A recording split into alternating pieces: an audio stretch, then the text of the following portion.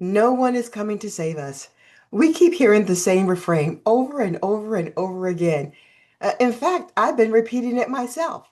No one is coming to save us. We, the people, must save ourselves. I understand the sentiment. I really do. And in moments of crisis, self-reliance matters. Civic engagement matters. Mutual help to our communities matter. But just pause for a minute, because in that message is a quiet surrender I'm not so sure we should accept. Should the burden fall entirely on just us, the weak, the disenfranchised, the frightened, the hungry, the misinformed, the disengaged, while some of the people we elected and funded and defended and trusted hedge their bets to protect their seats? We didn't elect leaders merely to comment and take votes.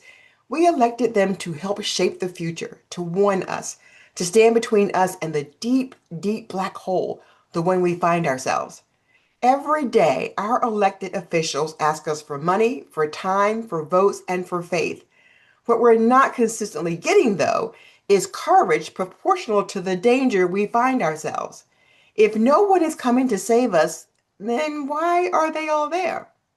Every day, the most respected historians and democracy scholars warn us that we are standing on the edge of something irreversible. They write, they podcast, they publish, but for too many Americans, the word democracy has become background noise. It's like a fly buzzing past your ear, annoying, abstract, and it's gone in an instant. That is a failure of leadership because authoritarianism isn't theoretical, it is lived, and it arrives quietly before it turns violent.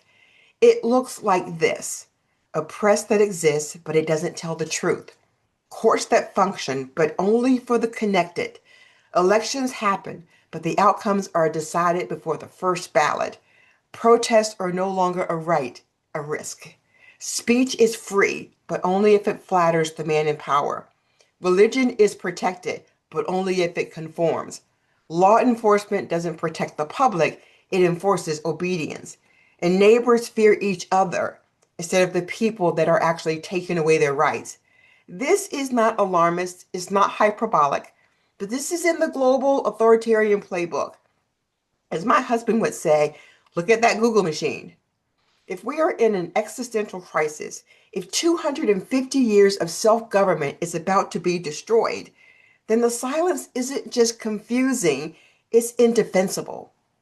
Listen, why is there no coordinated, relentless, everyday campaigns to help the disenfranchised, the confused, the disengaged, the poor, the hungry understand a fundamental truth of history?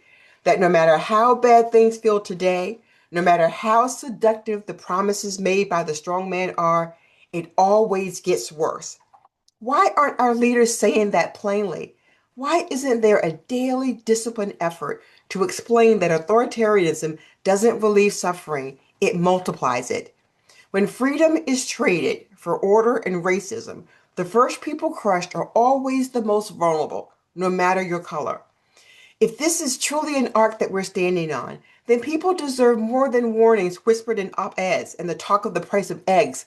They deserve organized truth delivered at scale for the fight that we are in. If we're on the brink of losing a free press, shouldn't the American people hear that clearly? If we're moving towards a country where protest is criminalized, shouldn't that be shouted from every podium?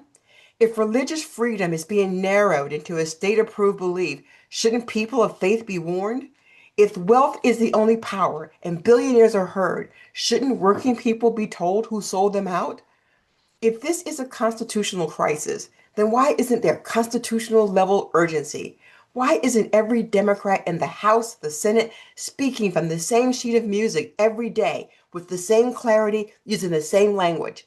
Why isn't democracy being treated like the five alarm fire that it is?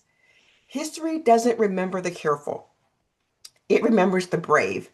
These are the moments when leadership requires risking your seat to save the country. This is that moment. Coordination is not optional. Innovation is not optional. Unity is not optional. If democracy is truly at stake, then political caution becomes complicity. Where's the joint press releases? Where's the emergency town halls?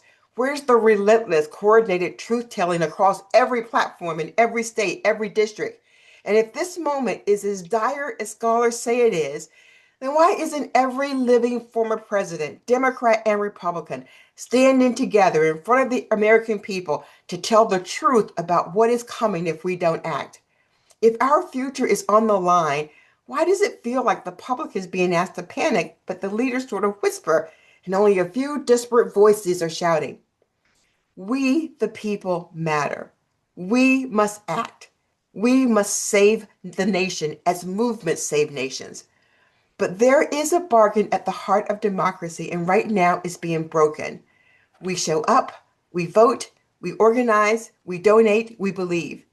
In return, our leaders owe us clarity, courage, coordination, and truth. No platitudes, no fundraising emails. I can't take another single one. But you can listen to the people on the ground, voices that you may have dismissed. Because if no one is coming to save us, then leadership has already failed.